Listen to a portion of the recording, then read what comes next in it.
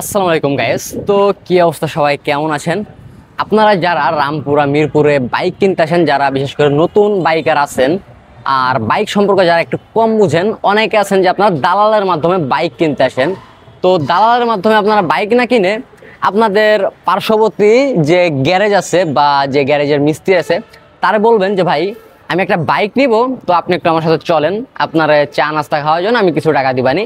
এইভাবে বলে আপনি একটা মিস্ত্রি নিয়ে এসে বাইক কিনবেন, এটা ভালো হবে। আর অথবা যাদের এরকমের কোনো অপশন নাই তাদের জন্য আজকের ভিডিওটা। তো কি দেখে আপনারা একটা সেকেন্ড বাইক পারচেস করবেন বা কি কি দেখবেন আপনি শোরুমে এসে বাইকটা, আজকে আপনাদের সম্পূর্ণভাবে A to Z আমি দেখাবো।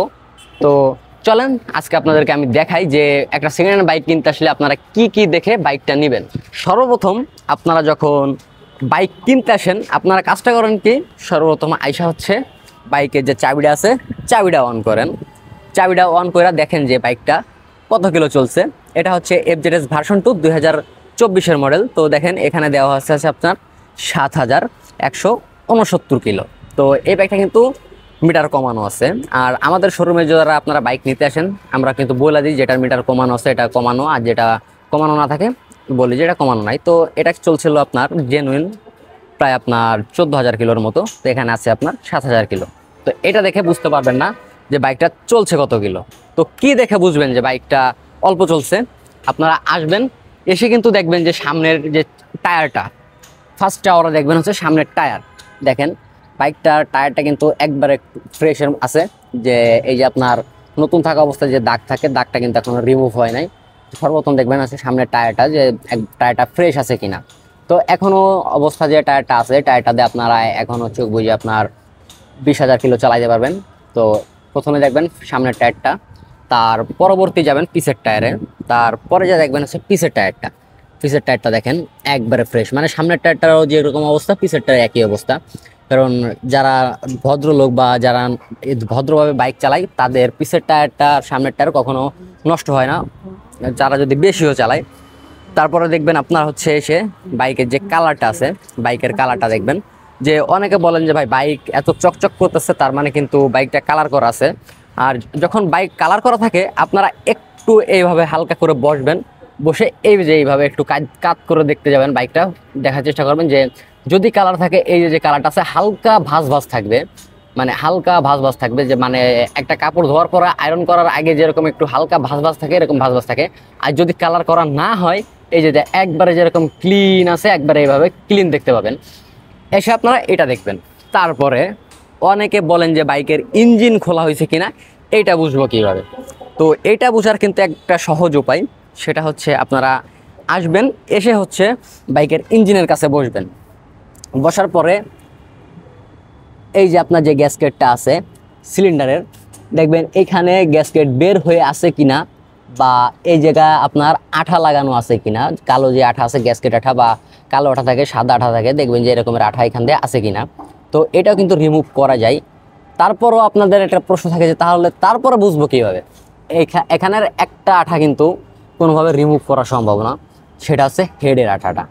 এখানে একটা স্টিলের গ্যাসকেট থাকে, কারণ এটাই যে আপনার এখানেও কিন্তু অনেকটা ভিতরে, ওই যে দেখা যাচ্ছে অনেকটা ভিতরে এসে দেখবেন এই হেডের গ্যাসকেটটা, যে এখান থেকে আঠা আছে কিনা। যদি আঠা থাকে তাহলে মনে করবেন যে বাইকটা খোলা হয়েছে, আর যদি না থাকে তাহলে এই বাইকটা কখনো খোলা হয় নাই। আবার আপনারা অনেক আছেন যে আসার পরে যে বাইকটা আছে, আসার পরে এই বাইকের যে আপনার ক্লাচ সাইডটা আছে, ক্লাচ সাইডটা খোলা দেখে বলেন যে বাইকের ইঞ্জিন খোলা হয়েছে, এই বাইক ভালো না, এই বাইক নেওয়া যাবে না। এটা কিন্তু না।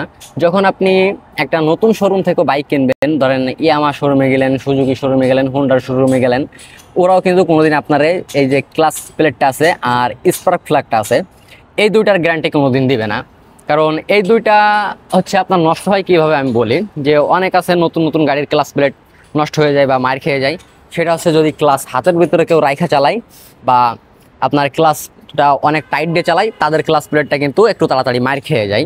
তারপর আরেকটা জিনিস আপনারা খেয়াল করেন, সেটা হচ্ছে এটা হচ্ছে আপনার side magnet side. Magnet side মানে হচ্ছে আপনার যে স্টার্টিং কয়েল আছে স্টার্টিং কয়েলের সাইডটা, এই সাইডটা অনেকে খোলা দেখে বলেন যে না এই বাইক নেওয়া যাবে না। তো এই সাইডটা খোলা হয় হচ্ছে আপনার বাইকের যে একটা টাইমিং চেন আছে টাইমিং চেনটা চেঞ্জ করার জন্য। অনেক সময় আপনার টাইমিং চেন বইলা যায় গাড়ি যখন ধরেন যে অনেক পোলাপান আছে না, আউল ফাউল চালাই, গাড়ির পিক আপ একটু বেশি বেশি দেয়, তাদের কিন্তু টাইমিং চেনটা বইলা যায়। তো ওই টাইমিং চেনটা চেঞ্জ করলে কিন্তু আপনার বাইকে তেমন কোনো মেজর প্রবলেম হয় না। তো এটা দিয়েও আপনাদের দেখার দরকার নাই, আপনারা আসবেন এসে দেখবেন যে হেড খোলা হয়েছে কিনা, হেড সিলিন্ডার এই দুটা জিনিস খোলা হয়েছে কিনা, বাইকের পিস্টন চেঞ্জ করা হয়েছে কিনা। এরপর আপনারা আরেকটা জিনিস দেখেন, আর সর্বপ্রথম আসেন, হচ্ছে বাইকটা স্টার্ট করেন, বাইকটা স্টার্ট করে হচ্ছে সাইলেন্সারের কাছে যান, যে সাইলেন্সারে ধোঁয়া মারে। কারণ যে কোনো গাড়ি কিছুদিন বসে থাকলে বা একটা শোরুমে আসলে বাইক কিন্তু একদিনে আপনার বের হয়ে যায় না, কিছুদিন থাকে।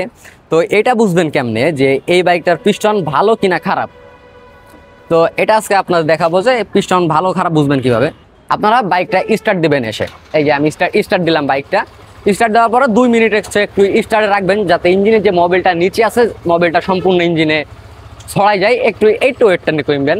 তো এই পাশে আসো, এই পাশে আসো, এই যে সাইলেন্সার, আপনারা আঙ্গুল ঢুকায় দেখেন, আঙ্গুল ঢুকাইলে ভাই হালকা কালি থাকবো, কারণ চুলায় রান্না করলে হাড়ির পাতিলেও কালি পড়ে। তো এটাও কিন্তু আপনার কালি পড়বেই, এইভাবে আপনারা বুঝতে পারবেন না। পিক আপটা ধরবেন, এইভাবে পিক আপ দিবেন। যদি দেখেন আপনাদের এখানে কালি পড়ছে, তাহলে ভাববেন যে এই বাইকটার পিস্টনটা দুর্বল আছে।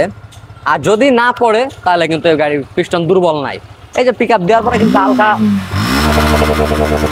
হালকা ধোয়া মারবে, কারণ গাড়িটা হচ্ছে শোরুমে বসে থাকার পরে যে কোনো বাইকে ধোয়া মারবে। আর আপনি সকালবেলা যখন গাড়ি বের করবেন স্টার্ট দেওয়ার পরে দেখবেন যে হালকা হলে একটু ধোয়া মারবে।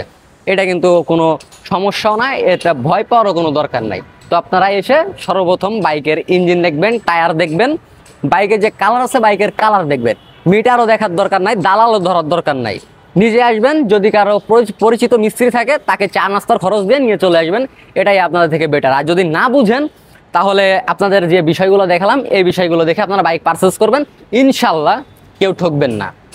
তো এটা ছিল আজকের ভিডিওটা। সবাই ভালো থাকবেন, সুস্থ থাকবেন। আসসালামু আলাইকুম।